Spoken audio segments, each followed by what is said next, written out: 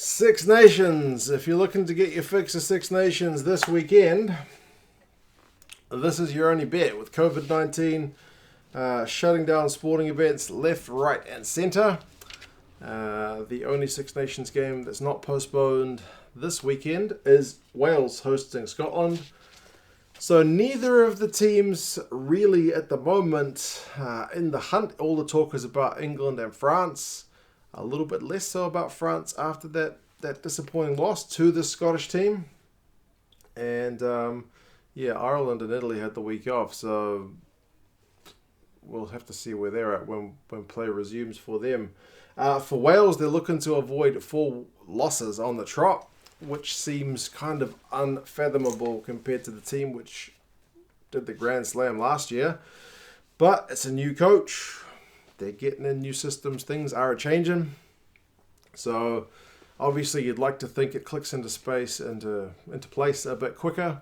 Hasn't quite happened as yet, but Wales have got enough talent to make it click. So I'll put the lineups in the description so you guys can check them out if you haven't seen them as yet, but I'll go over them pretty briefly. Most of the lineups are pretty stable. For Wales, front row is Wyn Jones, Owens, and John. That's WillGriff John, so it's his debut after Dylan Lewis has been marked off with injury, which is unfortunate for him. Alun, Wyn Jones, and Hill are in the second row, so Hill's in for ball, and Alun Wyn Jones is about to equal Richie McCaw's test record. Which is 148 tests. That is a phenomenal effort from the big man. So congratulations to him. And then I suppose if Richie's going to surrender the record to somebody, it might as well be, another world-class player. So we'll see what happens when he gets to 150, assuming he can get there with all the games being postponed. Back row is Navidi at 6, Moriarty at 7, and Tipuric at 8. Is that right?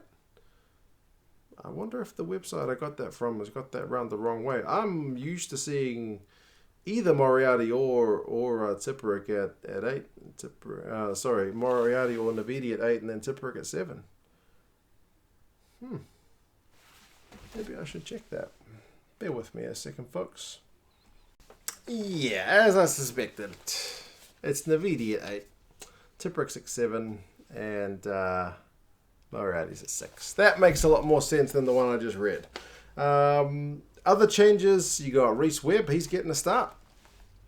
First time in a while. They've kind of been flirting between a few different options at 9, but this time it's Webb. Biggar still at 10. Parks and Tompkins is that reliable midfield. Tompkins has been one of the more explosive elements in that Welsh backline.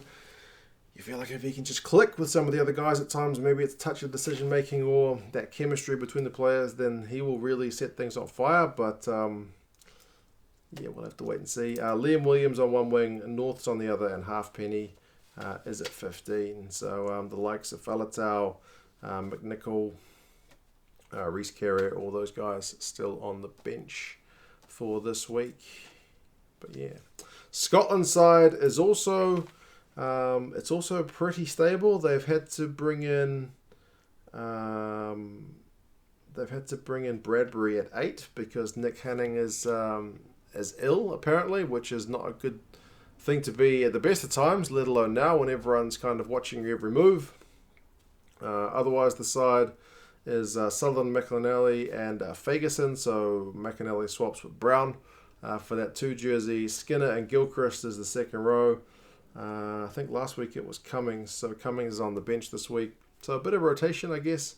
Back row is Richie, Watson, and Bradbury. Richie and Watson have been in top form this season, so that's kind of good news. Price and Hastings 9 and 10. Johnson, Harris 12, 13. That does seem to be the best combination in the midfield at the minute. And Kinghorn, Maitland, and Hogg round out the back 3. So not huge changes for either side. And kind of understandable selection, so we'll have to see how these teams go up against each other. I've written the last 5 results. It tends to go Wales' way in recent years.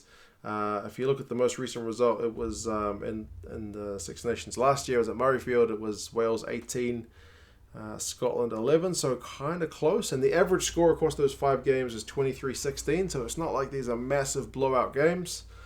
There was one in 2018, which was 34-7, which was a bit of a hiding. But then again, the one Scotland win, which was at Murrayfield in 2017, was 29-13, which is also pretty comfortable. So the thing that's a wee bit concerning for Scotland is you look at the last win at Cardiff. It's a long time ago, 2002, if the information I read is correct. But then again, the information I read also had Tipuric at 8, so you never know. Doubt what you read. I had a look at some of the stats for both teams because with only one game on, I had a few more minutes to have a look around. One key stat, I think, as you look at Scotland's turnovers, they have been tearing it up in terms of being able to win turnovers on the ground, rather than the tackle, which on AWS apparently has a separate stat. 22 tackles, making them the top team in the Six Nations this year for turnovers. And Wales only 10, and you would think with Warburton as their kind of breakdown coach that maybe there would have been a bit more effect there, but it doesn't seem to be doing that. But then if you look at this thing, when you think, oh, Scotland's this attacking team, Townsend always wants to play attack even when it's raining. 17 offloads for the Scots, according to the Six Nations website with AWS stats. Wales 48, number 1, ahead of France, who were like 41. So if you were looking for Wales to kind of change their style and to become a bit more flair, there's some of your flair, but you also want the wins to go with it. I still think it's work in progress. I mean, these guys are still work in progress as well, but they should be, I think, a touch better than they have been thus far, because up until that previous week when they did step things up, they hadn't been that impressive, and Townsend's been in charge long enough to have gotten things right. But, yeah. What are the predictions for this one? Rugby Forecast algorithm is saying Wales by 10 points, and the bookies are saying Wales by 8. So Scotland, definitely the underdog going into this one. Wales could certainly use a win after going 3 losses on the trot, like I said. It is the only game going ahead. The other 2 games are postponed. I did read a little bit about why the games are going ahead, and they just said that they're following all the health guidelines. So from what I read, and I mentioned this in another video as well, you should definitely not be getting any medical advice from me though, but that basically risk at this kind of event is pretty low. So yeah, just wash your hands and be careful, but hopefully it's a good game of rugby. Hopefully it still goes ahead and everything is all hunky-dory in that regard, but yeah, should be a pretty good game. You guys let me know your thoughts. How do you think this one is going to go? Do you think Scotland can suddenly set the world alight by getting another victory? Or do you think Wales will do their thing at home like they usually do?